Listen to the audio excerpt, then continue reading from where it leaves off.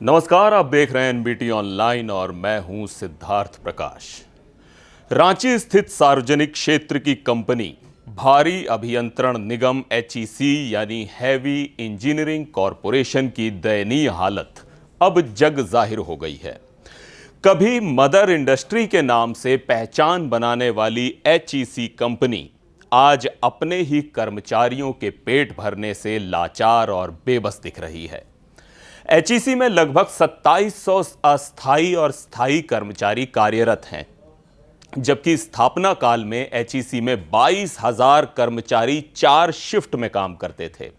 HEC की स्थिति में साल दर साल गिरावट देखने को मिली। आर्थिक रूप से कमजोर हो चुकी सार्वजनिक क्षेत्र की इस कंपनी को कोरोना काल में बड़ा झटका लगा था। कोरोना काल में एचईसी में प्रोडक्शन का काम बुरी तरह प्रभावित हुआ।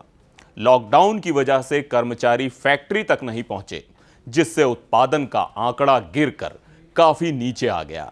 लेकिन इस दौरान कर्मचारियों को जैसे तैसे प्रबंधन ने वेतन का भुगतान किया। कोरोना काल के बाद स्थितियां संभलने के बजाय नियंत्रण से बाहर चली गईं। आलम यह है कि आज के समय में एचईसी कर्मचारियों का वेतन 18 महीने से 20 महीने तक का बकाया चल रहा है। लगातार 1.5 साल से अधिक समय तक वेतन नहीं मिलना कर्मचारियों के लिए एक विकराल समस्या बन गई है। घर चलाने के लिए कर्मचारियों ने पहले अपनी जमा पूंजी खर्च कर दी। उसके बाद कंपनी से लोन लेने का कदम कई कर्मचारियों ने उठाया। स्थिति अब ऐसी हो गई है कि कंपनी ने अपने कर्मचारियों को लोन देना पूरी तरह से बंद कर दिया। थक हार कर एचईसी कर्मचारी कमाई के लिए अब वैकल्पिक उपाय ढूंढने लगे हैं।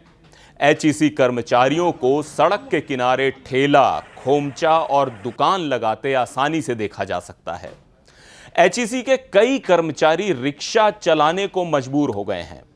एचईसी में आईटीआई की ट्रेनिंग लेकर यहां नौकरी पाने वाले अनिल कुमार गुप्ता बताते हैं कि शुरुआती दिनों में एचईसी में काम करना सम्मान की नजर से देखा जाता था, लेकिन समय के साथ एचईसी का पहिया तेज चलने के बजाय दलदल में फंसता चला गया और कर्मचारी तंगहाली के दौर से गुजरने लगे। घर चलाने मैंने निर्णय लिया। इधर विगत 4-5 महीना से कोई उपाय नहीं दिख रहा था। घर में डेली लड़ाई झगड़ा हो रहा था। पैसे की व्यवस्था कहीं से हो नहीं पा रही थी। जैसे तैसे सीपीएफ लोन निकाल के एक दुकान का पता चला, जिसको हम विगत 4 महीना से चला रहे हैं।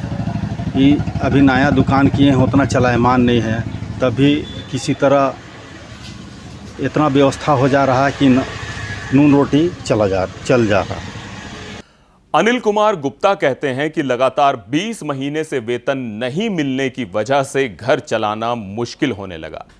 पारिवारिक रिश्ते बिगड़ने लगे। छोटे छोटे खर्चों के लिए घर में कलह किचकिच होने लगी।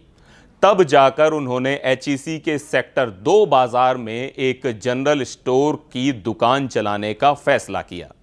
उस वक्त दुकान खोलने के लिए अनिल कुमार गुप्ता के पास जरूरी पूंजी भी नहीं थी। जैसे तैसे कुछ पैसे इकट्ठे करके अनिल कुमार गुप्ता ने दुकान चलाना शुरू किया।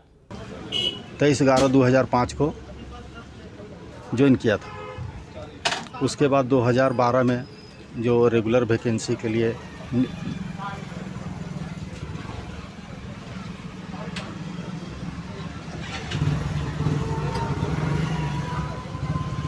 रिक्वायरमेंट के लिए निकला था आवेदन, उसमें मैंने भरा, एग्ज़ाम देके उसमें ज्वाइन किया। उत्साहित था कि कंपनी बहुत बेहतर ढंग से चल रही है, इसमें हमारे भविष्य बहुत ही उज्जवल है।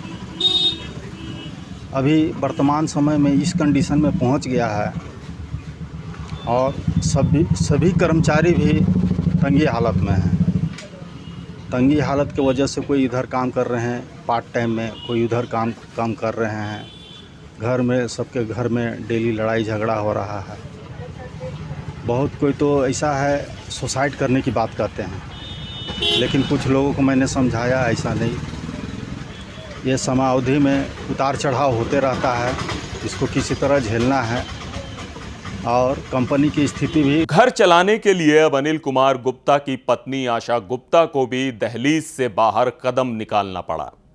घर का कामकाज निपटाकर वो भी दुकान चलाती हैं, क्योंकि पति एचईसी में ड्यूटी करने के बाद ही दुकान पर समय दे पाते हैं।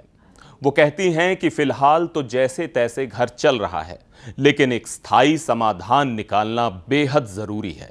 परेशानी तो बहुत है। जब वो ज्वाइन किए तो हम लोग को बहुत गर्व महसूस हो रहा था कि अब फ्यूचर सेट हो गया, लेकिन अभी ऐसा लग रहा है कि हम लोग का कोई भविष्य नहीं रहा। ये मतलब बहुत दिक्कत है घर चलाना, बच्चों को पढ़ाना, बीच में हैं बच्चे, बड़े भी नहीं हैं छोटे भी नहीं हैं, बहुत दिक्कत हो रहा है। उसके वजह से हम लोग को एक्स्ट्रा काम करना पड़ रहा है। कभी मतलब इतना समस्या का सामना नहीं किए थे और अब करना पड़ रहा है। तो ये सब को सुधार करने के लिए आप लोग को इसका कुछ निराकरण करना पड़ेगा। ये कोई सही रास्ता नहीं है। एचईसी में काम कर रहे अनिल कुमार गुप्ता अकेले ऐसे शख्स नहीं हैं जो पार्ट टाइम काम कर रहे हैं। इनके जैसे कई लोग हैं जिन्होंने अब कमाई का दूसरा विकल्प तलाशना शुरू कर दिया है। मैं एचएमटीपी प्लांट में काम करता हूं और 18 महीने से हम लोग को तनख्वाह नहीं मिला है। और तनख्वाह नहीं मिला है तो बाल बच्चे को खिलाना भी आफत हो गया है। घर चलाना बहुत मुश्किल हो गया है। किसी तरह परिवार को चला रहे हैं, कुछ काम कर रहे हैं, जैसे बाहर में कुछ ट्यूशन व्यूशन या कुछ भी पढ़ा ले रहे हैं, उसके बाद ये घर चल रहा है। अब बताइए 18 महीने से तनख्वाह नहीं मिला तो हमारे लोग का हालत क्या है। ये मैनेजमेंट कोई ध्यान हम लोग के ऊपर दे नहीं रही है। हम लोग का ईएसआई भी बंद कर दिया है, हॉस्पिटल का ईएसआई भी बंद कर दिया है, उसका भी पैसा ये मैनेजमेंट जमा नहीं कर रहा है। बताइए हम लोग कहाँ जाएं, क्या करें। हम लोग को कुछ समझ में नहीं आता है कि एचईसी के बदले में हम लोग क्या करें। हम लोग तो अपना काम कर रहे हैं, लेकिन ये मैनेजमेंट अपना सोचे तब ना कि पेमेंट के लिए, ये तो सोच नहीं रही है पेमेंट के लिए। आज 20 महीना से ना अधिकारी को तनख्वाह मिला है, ना अति को सप्लाई को, और ना परमानेंट को तनख्वाह मिला है। बोलिए यार, जो नया आदमी आया वो कैसे चलाता होगा घर। मैनेजमेंट इसके बारे में कुछ सोच नहीं रही है। एचईसी की वर्तमान स्थिति को लेकर श्रमिक नेता भी काफी चिंतित हैं। एचईसी मजदूर संघ के जनरल सेक्रेटरी रामाशंकर प्रसाद कहते हैं कि कंपनी की वर्तमान हालत के लिए प्रबंधन पूरी तरह से दोषी है। कभी देश का गौरव कहलाने वाली कंपनी आज आर्थिक बदहाली के दौर से गुजर रही है।